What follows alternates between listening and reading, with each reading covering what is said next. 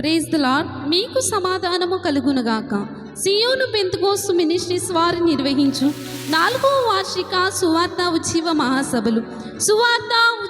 మహాసభలు తేదీలు మార్చి 17, 18 అనగా సోమవారము, మంగళవారము ప్రతిరోజు సాయంత్రం 6:30 ప్రారంభించబడును. స్థలం గాజువారిపల్లె మెయిన్ రోడ్ పక్కన, కారంపూడి మండలం, పల్నాడు జిల్లా. ముఖ్య ప్రసంగికులు పరిశుద్ధాత్మ దేవుడు. రండి.